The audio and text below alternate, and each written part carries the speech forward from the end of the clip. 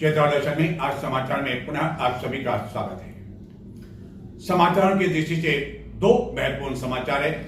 एक धर्म से जुड़ा हुआ है, आस्था से जुड़ा हुआ है, भक्ति से जुड़ा हुआ है, और दूसरा समाचार राजनीति से जुड़ा हुआ है। लेकिन पहले बात करते हैं धर्म और आस्था से जुड़ा हुआ समाचार। चित्तौड़गढ़ जिले के मंडपिया में स्थित है मेवाड़ का प्रसिद्ध कृष्णधाम सांवलिया सेठ का मंदिर, जहां प्रति महीने चढ़ावे के रूप में 25 करोड़ रुपए से भी अधिक की राशि निकलती है। और इस मंदिर में न केवल राजस्थान, मध्य प्रदेश बल्कि अब देश के कई राज्यों से भक्तजन आने लगे हैं एवं उनके सुविधाओं के लिए विस्तार भी किया जाने लगा है। लेकिन इस मंदिर में जो चढ़ावे की राशि निकलती है उस पर नजरें चित्तौड़गढ़ जिले के नेताओं की भी लगी रहती है। पार्टी चाहे किसी की भी हो, सरकार चाहे किसी की भी हो, कांग्रेस की हो या भाजपा की, जो भी सरकार आती है उन सरकार से जुड़े जो नुमाइंदे होते हैं उनकी नजर इस चढ़ावे पर इसलिए लगी होती है ताकि वह अपने अपने विधानसभा क्षेत्र में इस चढ़ावे की राशि से भी कुछ विकास कार्य करवा सके।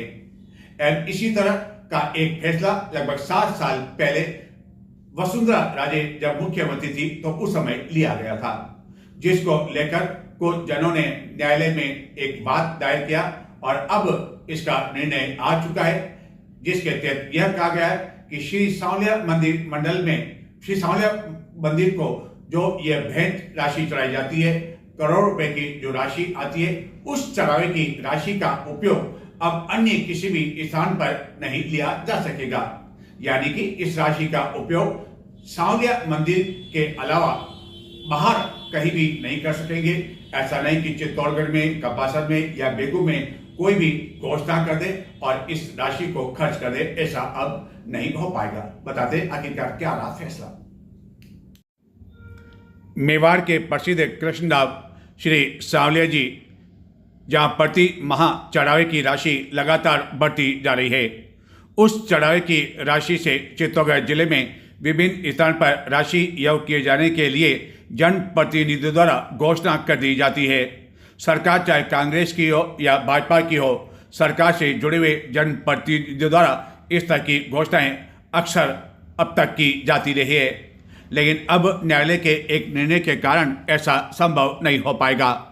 मंडपिया सिविल न्यायाधीश विकास कुमार द्वारा इस संबंध में कुछ जनों द्वारा दायर की गई जनहित याचिका के बाद जारी किए गए निर्णय में कहा गया कि सांवलिया मंदिर बोर्ड सांवलिया मंदिर मंडल अधिनियम 1992 की धारा 28 में वर्णित प्रावधानों से परे जाकर मंदिर निधि का किसी प्रकार से किसी तरह से दुरुपयोग नहीं करें। न्यायालय में गत दिनों यह याचिका दायर कर कहा गया था कि सांवलिया जी में करोड़ रुपए की राशि भक्तों द्वारा चढ़ाई जाती है, लेकिन इस राशि का मंदिर मंडल द्वारा मनमाने तरीके से दुरुपयोग किया जा रहा है एवं राजनीतिक दबाव के चलते राशि का उपयोग किसी भी स्थान पर कर दिया जाता है।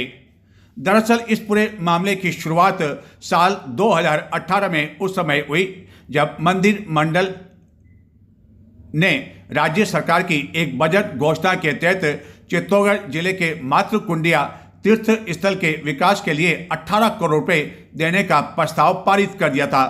इस प्रस्ताव के तहत पैनोरमा निर्माण के लिए यह राशि दी जानी थी। तत्कालीन मुख्यमंत्री वसुंधरा राजे ने चुनावी साल के बजट में इसकी घोषणा की थी, जिसके बाद मंडल बोर्ड ने इस कार्य के लिए 18 करोड़ रुपए की मंजूरी देने का प्रस्ताव भी पारित कर दिया।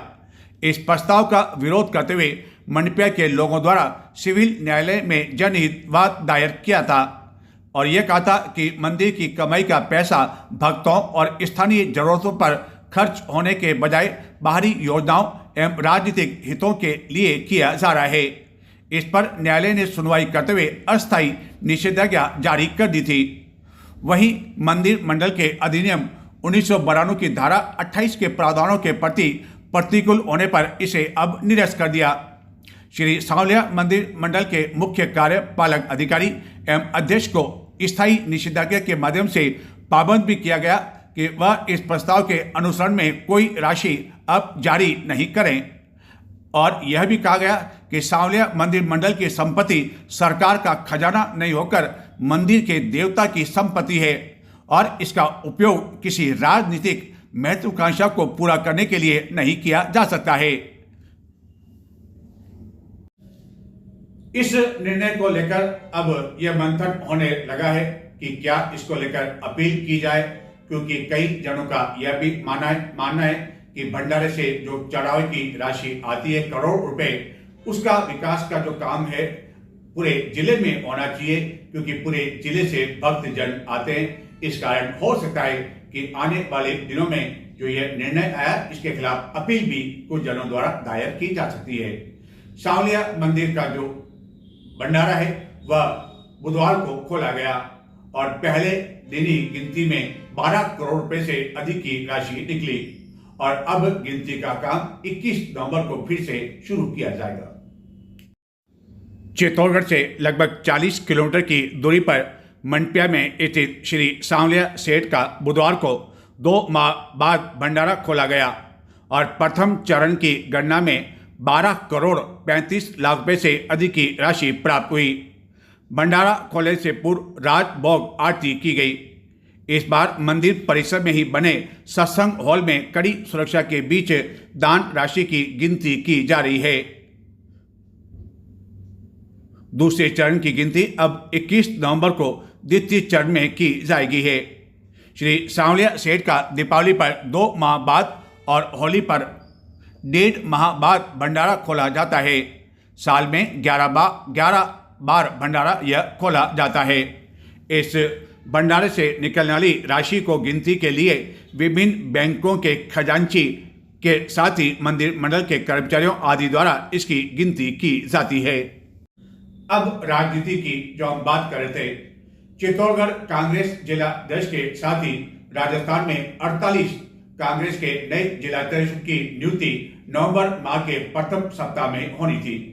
नवंबर का दूसरा सप्ताह भी बीत चुका है, लेकिन जिलाध्यक्ष को लेकर पेच ऐसा फंसाव हुआ है कि अब राहुल गांधी की ओर से कांग्रेस के बड़े नेताओं को यह निर्देश दिया गया है कि चित्तौड़गढ़ समेत जो 8-10 ऐसे जिले हैं जहां पेच फंसा हुआ है, वहां इस बारे में पुनः विचार किया जाए और उन्हें अंतिम राय दी जाए, जिसके कारण हो सकता है कि शायद कुछ दिन और लग जाए। वहीं अब यह भी मंथन किया जा रहा है कि जो 6 का पैनल तैयार हुआ है उसमें एक को जिलाध्यक्ष बना दिया जाए और बाकी जो 2-3 अन्य जो प्रबल दावेदार है उन्हें संगठन में और किसी स्थान पर नियुक्ति दे दी जाए। नवंबर माह के प्रथम सप्ताह में राजस्थान कांग्रेस में संगठनात्मक नियुक्ति होने को लेकर अब घमासान खुलकर सामने आने से नए जिलाध्यक्षों की जारी होने वाली सूची फिलहाल जहां अटक गई है, वहीं चित्तौड़गढ़ समेत कुछ जिलों पर नेताओं की गंभीर आपत्तियां और पारस्परिक शिकायतें सामने आने के बाद सभी की रिपोर्ट राहुल गांधी ने पुनः भिजवाते हुए पूर्ण मूल्यांकन का निर्देश दिया है।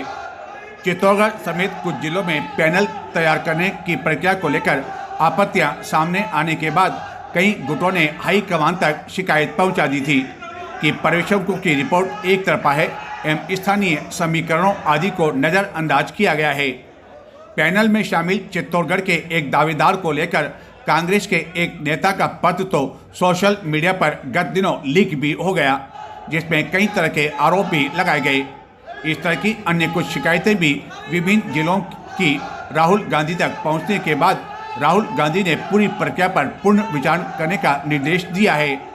हाई कमान की सख्त नज़र के बीच यह भी स्पष्ट हो गया कि जिला अध्यक्षों की सूची अब तभी जारी होगी जबकि इस पूरे मामले को लेकर सभी की सहमति बन जाए। राजस्थान कांग्रेस में संगठनात्मक फेरबदल अब सिर्फ एक प्रशासनिक प्रक्रिया न होकर आंतरिक शक्ति संतुलन की नई परीक्षा बनकर भी उभर आया है। एवं चित्तौड़गढ़ कांग्रेस जिलाध्यक्ष के लिए जिन 6 दावेदारों का पैनल तैयार कर आला कमान को सौंपा गया, उसमें पूर्व मंत्री उदयलाल आन्ना का भी नाम शामिल था, लेकिन हाल ही में वह दिल्ली में इस पैनल में शामिल एक अन्य दावेदार की पैरवी करने के लिए प्रभारी सुखविंदर सिंह रंधवा के साथ देखे गए, जिससे माना जा रहा है कि उन्होंने अब अपने आप को इससे अलग कर दिया है। हिंदू धर्म राष्ट्र घोषित किए जाने को लेकर संत बागेश्वर संत धीरेन्द्र शास्त्री द्वारा गत दिनों एक पद यात्रा का आयोजन किया गया। इस पद यात्रा में देश के कई संत एवं गणमान्य नागरिकों आदि ने भाग लिया। यह पद यात्रा शांतिपूर्ण तरीके से सफल हो चुकी है, जिसको लेकर चित्तौड़गढ़ के गांधीनगर क्षेत्र में सुंदरकांड पाठ का आयोजन किया गया, जिसमें क्षेत्रवासियों ने बढ़ चढ़कर भाग लिया।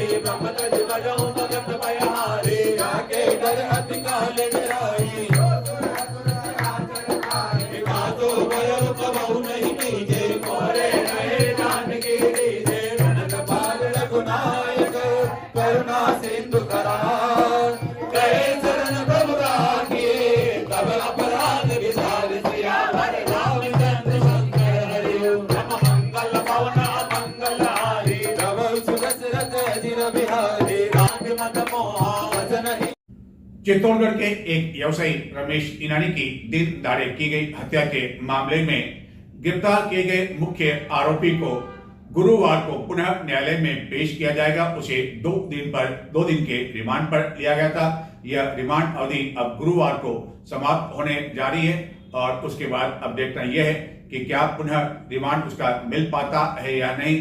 लेकिन जो राज है वह शायद राज ही बनकर रह जाएगा और यह शायद जानकारी कभी भी सामने नहीं आ सकेगी पुलिस की ओर से कि आखिरकार गिरफ्तार किए गए आरोपी मनीष दुबे द्वारा फायरिंग क्यों की गई, इसका कारण क्या रहा।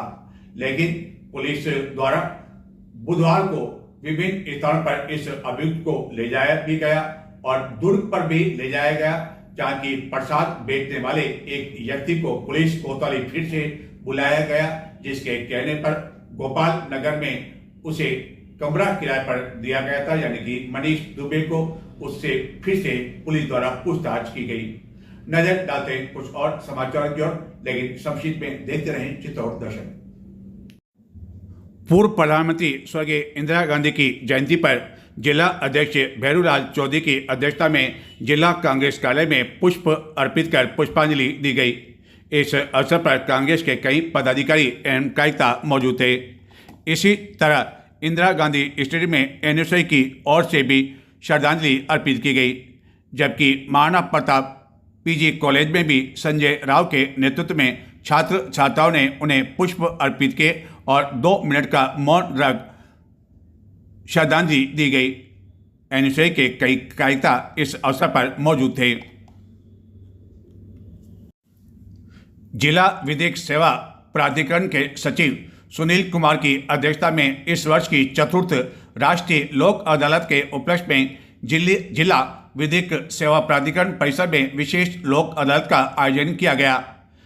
इस दौरान विभिन्न प्रकरणों का निस्तारण किया गया। नगर परिषद चित्तौड़गढ़ की ओर से लगभग 29 लाख रुपए की राशि खर्च कर व्यायामशाला का निर्माण प्रताप नगर क्षेत्र में करवाया जाएगा, जिसका शिलान्यास समारोह बुधवार को सांसद सीपी जोशी, विधायक चंद्रभान सिंह आकिया, भाजपा के अन्य पदाधिकारियों के आतिथ्य में बजरंग व्यायामशाला परिसर में आयोजित किया गया। इस अवसर पर भाजपा के अन्य कई कार्यकर्ता एवं क्षेत्र के गणमान्य लोग मौजूद थे। तो ये थे आज के समाचार। नमस्कार।